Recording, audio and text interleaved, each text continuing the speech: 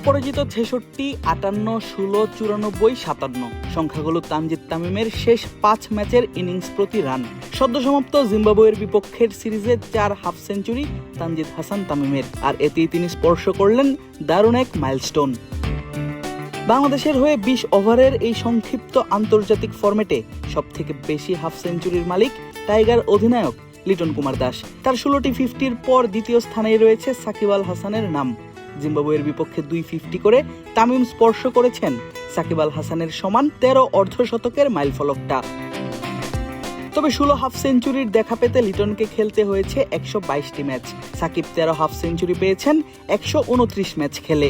অপরদিকে তানজিদ তামিম আন্তর্জাতিক টি-20 খেলেছেন লিটন সাকিবদের থেকে অর্ধেকেরও কম ম্যাচ। মাত্র ৫৪টি টি-20 খেলেই তামিমের অর্ধশতক ১৩টি, যেখানে ৮ 50-র দেখা পেতে সিনিয়র তামিম অর্থাৎ তামিম ইকবালের এবং মাহমুদুল্লাহ রিয়াদকে যথাক্রমে খেলতে হয়েছে ৭৪ এবং ১৪১ ম্যাচ। বুঝাই যাচ্ছে বাংলাদেশের ওপেনারের জায়গাটাই যেই শূন্যতা তৈরি হয়েছিল তামিম ইকবালের অবসরের পর, সেই স্থান বেশ ভালোভাবেই পূর্ণ করছেন তানজিদ তামিম। এই বাঁহাতি টাইগার ওপেনার যে কতটা ধারাবাহিক তার প্রমাণ আরো ভালোভাবে পাওয়া যায় আরেকটি পরিসংখ্যানের দিকে তাকালে।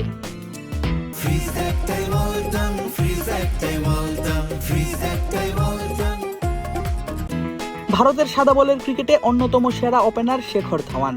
জাতীয় দলের হয়ে প্রথম ৪৬ ম্যাচে এই ক্রিকেটারের রান ছিল ১১২৮, যেখানে তার স্ট্রাইক রেট ছিল প্রায় ১২৩। ৫ অর্ধশতকে ইনিংস প্রতি গড় ছিল ২৮.২০।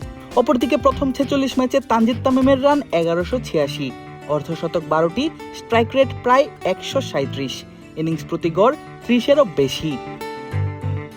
এমন পরিসংখ্যানই বলে দিচ্ছে বাংলাদেশের হয়ে আন্তর্জাতিক অঙ্গনে বেশ ধারাবাহিক এই বাঁহাতি ওপেনার। তবে তানজিদ তামিম ব্যক্তিগত পারফরমেন্সের দিক দিয়ে আলো ছড়ালেও বাংলাদেশ দলের ব্যাটিং পারফরমেন্স ছিল এবারের জিম্বাবুয়ে সিরিজে একেবারে আশা ভঙ্গ করার মতোই। একমাত্র টেস্টে লজ্জার ইনিংস ব্যবধানে হার, ওয়ানডেতে সিরিজ হার, সবখানেই প্রকাশ্যে এসেছে ব্যাটারদের ব্যর্থতা। ব্যাটিং কোচ হিসেবে অবশ্য সেই দায় নিজের কাঁধেই তুলে নিয়েছেন জাতীয় দলের ব্যাটিং কোচ মোহাম্মদ আশরাফুল। নিজের এক ফেসবুক স্ট্যাটাসে আশরাফুল জানিয়েছেন সেই কথাই।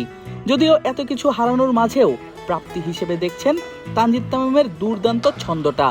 মাঠের গল্পটা এবার আমাদের পক্ষে ছিল না। জিম্বাবুয়ের সফরটা যেভাবে আশা করেছিলাম সেভাবে শেষ হয়নি।